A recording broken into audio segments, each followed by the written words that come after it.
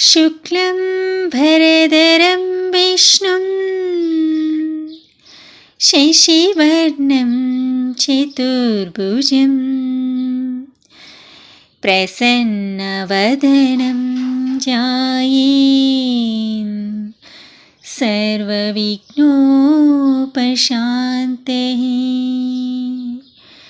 नारायणसमस्कृत्य नरं चैव नरोत्तमं देवीं सरस्वतीं व्यासं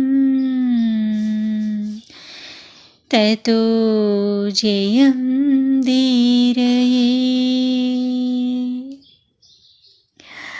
అందరికీ నమస్కారం అండి. నేటి నుంచి స్కంద పురాణం మనం తెలుసుకోబోతున్నాం. అందరు శ్రద్ధగా వినండి, స్కిప్ చేయకుండా. అండ్ ఇప్పటివరకు కూడా తిరుమల స్థల పురాణాన్ని ఆదరించినట్టు మీరంతా కూడా ఈ పురాణాన్ని ఆదరిస్తారని మరి మనస్ఫూర్తిగా కోరుకుంటూ ఇక పురాణంలోకి వెళ్దామా. అష్టాదశ పురాణాలలో 13వది స్కాంద పురాణం. స్కాంద పురాణం రోమాని అన్న మాట ప్రకారం ఈ పురాణ పురుషుడైన శ్రీమన్నారాయణుడికి రోమాలతో పోల్చబడిందని తెలుస్తోంది. ఏకాశితి సహస్రంతు స్కాందం సర్వాశుకృతన్నం అనగా సకల పాపాలను పోగొట్టి ఈ పురాణంలో మొత్తం 81,000 శ్లోకాలు ఉన్నాయి. యత్ర స్కంద స్వయం శ్రోత భక్త సాక్షాన్ మహేశ్వరః. పరమేశ్వరుడు స్వయంగా ఈ పురాణాన్ని ఉపదేశించగా శ్రద్ధగా విన్న స్కందుడు తిరిగి దాన్ని మహామునులకు తాను ఉపదేశించాడు. అన్ని పురాణాల కన్నా స్కాంద పురాణం చాలా పెద్దది. ఈ పురాణం మొత్తం 6 ఖండాలుగా విభాగించబడింది. అవి మహేశ్వరఖండం, వైష్ణవఖండం, బ్రహ్మఖండం, కాశీఖండం, అవంతిఖండం, నాగరఖండం, ప్రభాసఖండం.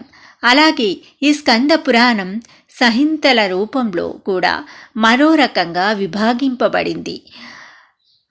సనత్కుర కుమార సంహిత, సూత సంహిత, శంకర సంహిత, వైష్ణవ సంహిత, బ్రహ్మ సంహిత, పౌర సంహిత అని. అయితే ఖండాల రూపంలో చెప్పిన విభాగమే లోకంలో ప్రసిద్ధంగా వ్యవహరించబడుతోంది. స్కంద పురాణంలో చెప్పిన విషయాలు.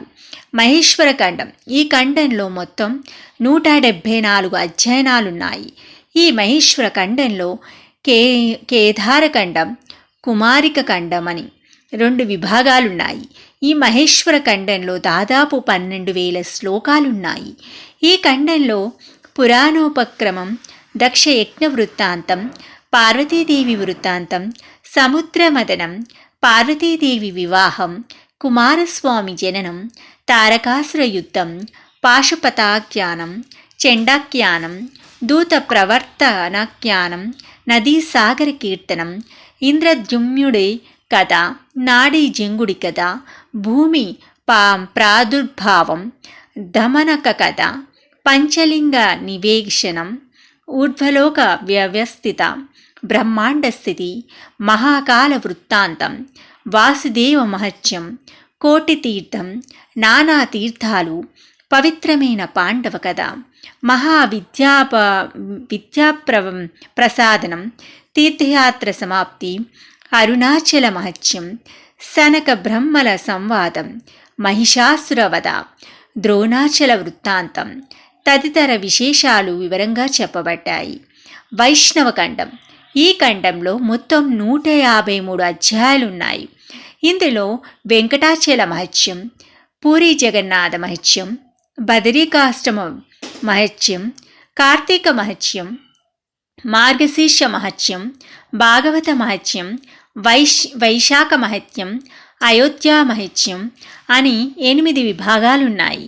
వీటిలో ఎన్నో విశేషాలు సవివరంగా చెప్పబడ్డాయి. దీనిలో మొత్తం బ్రహ్మఖండం. దీనిలో మొత్తం 87 అధ్యాయాలున్నాయి.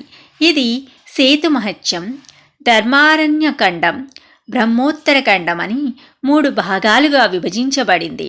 ఇందులో సేతు మహత్యం, చక్రతీర్థ మహత్యం, కేతాలతీర్థ మహిమ, రామతీర్థ మహిమ, బ్రహ్మకుండ మహిమ, లక్ష్మీతీర్థ మహిమ, రామతీర్థ మహిమ, గాయత్రాత్రి తీర్థ మహిమ, ధర్మారణ్య మహత్యం, ఋషివంశ నిరూపణం, లోహాసుర వృత్తాంతం, వైష్ణవ ధర్మాలు, దాన ప్రశంస, హరతాండవం, రామనామ నిరూపణం, శివమహత్యం, పంచాక్షర మహిమ, గోకర్ణ మహిమ, సదాచార నిరూపణం, భస్మమహత్యం, కీర్తనం, ఉమామహేశ్వర వ్రతం, రుద్రాక్షమహత్యం, రుద్రాధ్యాయ మహత్యం తదితర విశేషాలు సవివరంగా వర్ణించబడ్డాయి.